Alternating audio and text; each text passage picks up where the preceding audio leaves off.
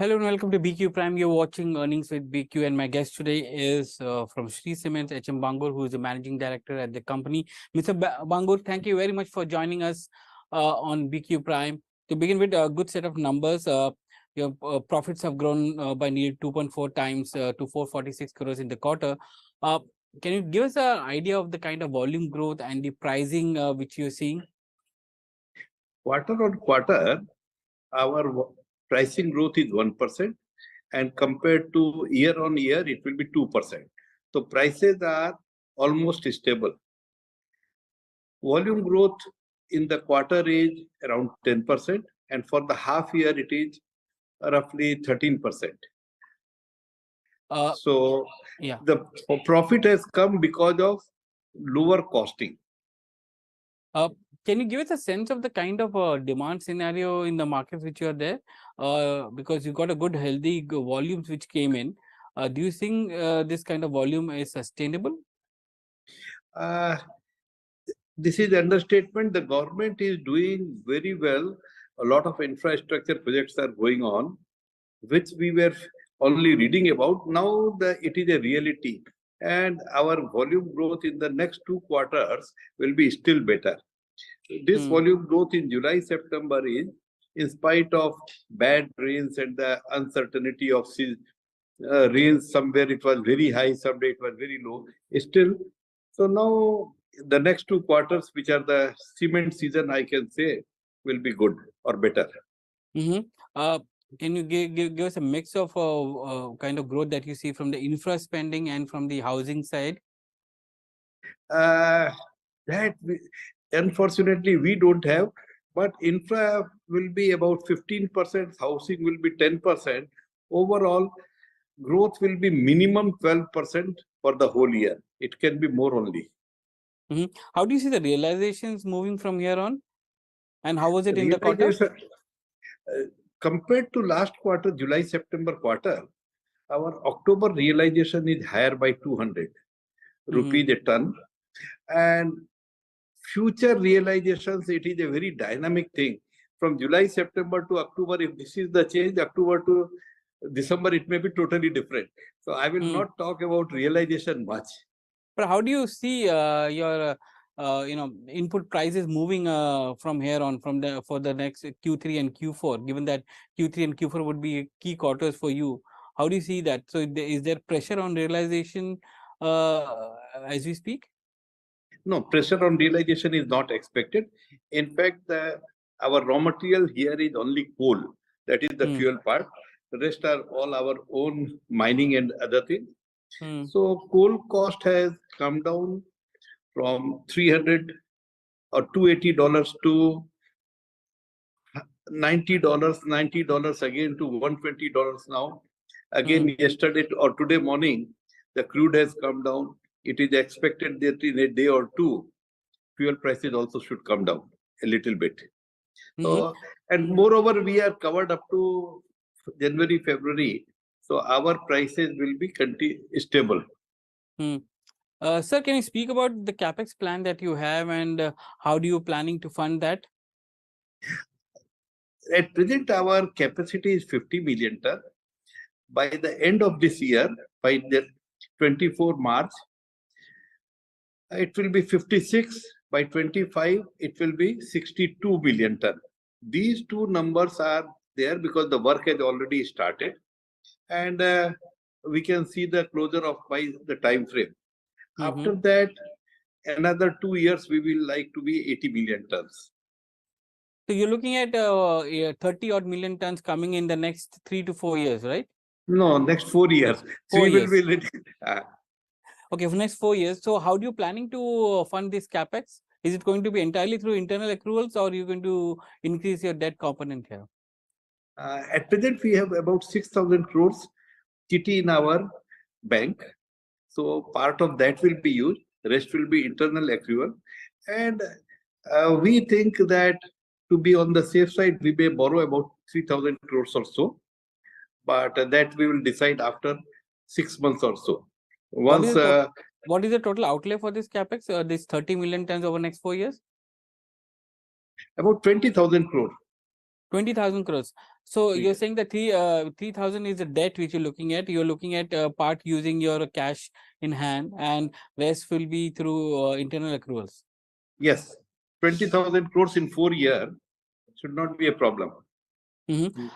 Do you see demand also growing in that aggressively, because other your peers have also started investing in increasing the capex going forward, whether it's Ultratech or the ACC and Gujarat Ambujas of the world. So there's a huge Hmm. capex and capacity addition which is coming up pan India and in the region where you are. Do you see enough demand for cement coming through? Of course, everybody wants to expand because we all are bullish about India. And now, earlier 30 million ton, 40 million ton was a different number. Now, on a base of roughly 400 million ton demand, Hmm. uh, every year with 80% capacity utilization, India needs 40 to 50 million tons of extra capacity, 50 million tons of extra capacity every year. Now, Hmm. that should not be a matter of concern. Otherwise, country will be short of cement. Hmm. Uh, Give me a sense of how you're trying to convert it into green as well, because your green power component has also gone up during the year and the quarter. So how are you planning to increase that component? Right now, we are around last quarter 57%. 57%. And after that, every percentage increase is Hmm. going to be tougher task. But then within a year or so, we will like to make it 62, 63%, something like that. Mm-hmm. So we And are aggressively spending on solar power, wind power also. uh, sir, in the quarter which ended, you had a EBITDA margin of 18.4%. Now, on a year-to-year basis, it's a huge jump from 13.4 to 18.45, nearly 500 bips, which has gone up. Is this kind of margin sustainable going forward? Yes, at least for the next 2 quarters, we expect the margin to be only better.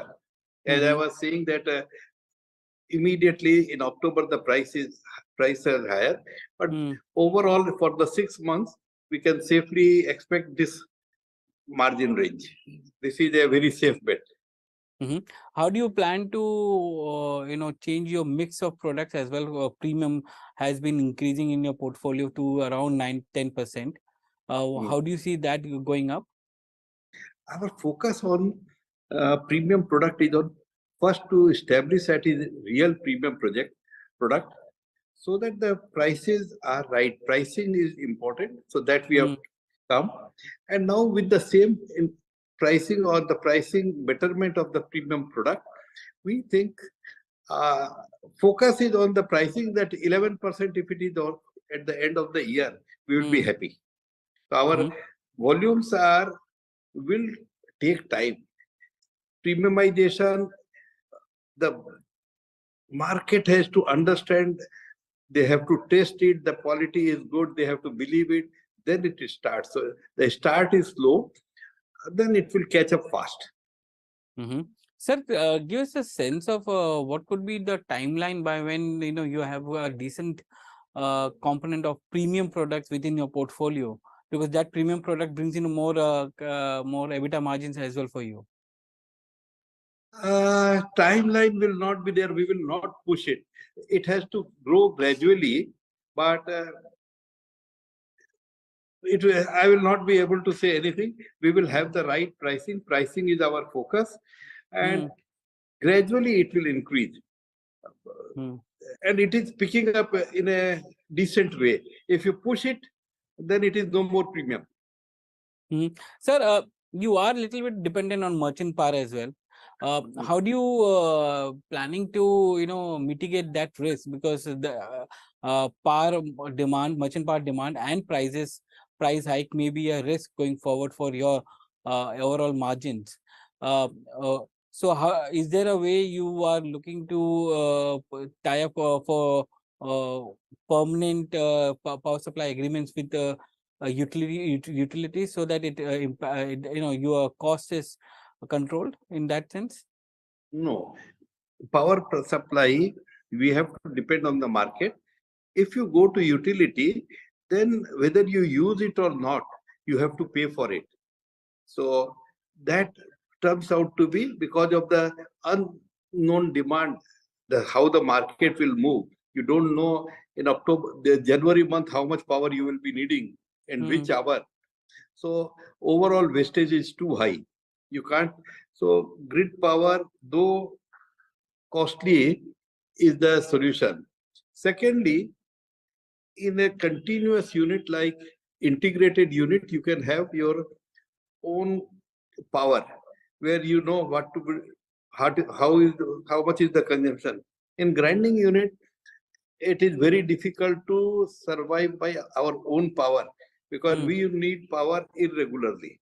So the grid power in grinding unit will be there, but still our percentage will improve by two means. One is reducing the absolute power consumption. So whatever reduction will be there will be grid power. And the second part is, of course, adding more capacity of the solar power.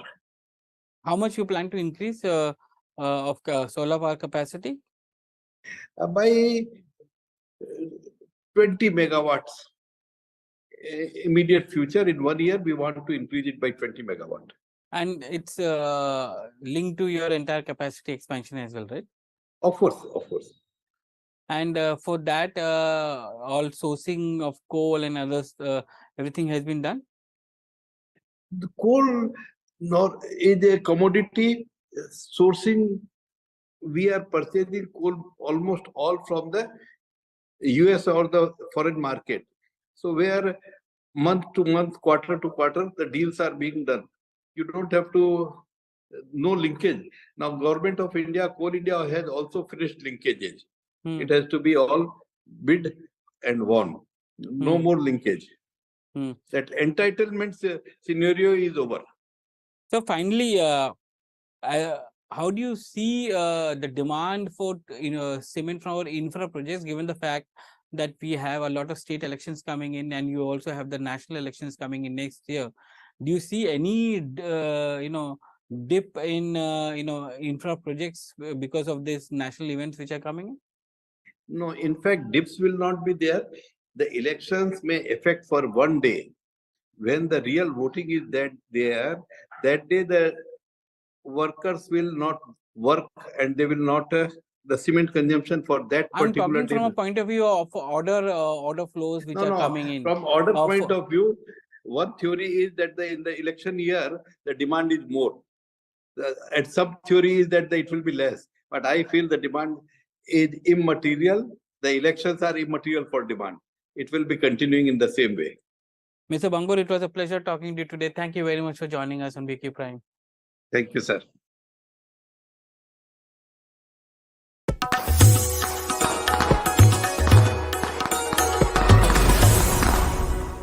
Good morning, all the viewers of BQ Prime. It's always an honor and pleasure to interact with you on this forum. And today is a very different day. It's not about our businesses. It's not about our margins.